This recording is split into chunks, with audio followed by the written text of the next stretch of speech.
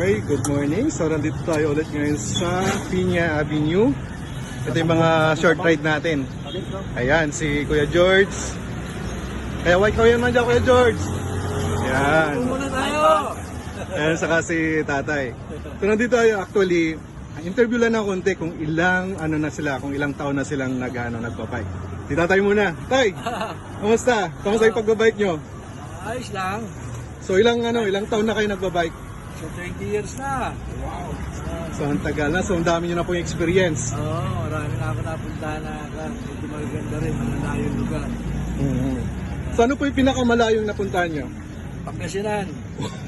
Pangasinan, grabe, so layo na. Ilang kilometers po yung Tay kung estimate nyo? Alam kung ilang kilometers yung Pangasinan eh. Malayo-layo rin eh. Ano po yung dala yung bike? Road bike. Road bike. So yun, so Pangasinan, so napakalayo. Ilang araw po yung... Isang araw. Isang Halos araw. Isang araw din.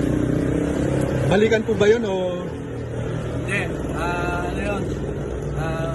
Overnight.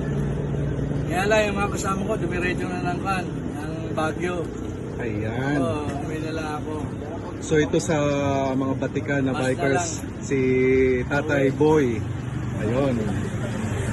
So ano po yung may papayo sa mga baguhang bikers katulad namin na gusto naming lumayo? Ingat lang lagi. Ingat. Tsaka laging kondisyon ang bike para walang aberya. Okay.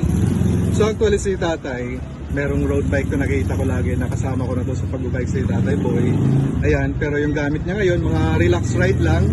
Ayan, so nandito siya, mga holding bike lang yung dala-dala niya. Ayun.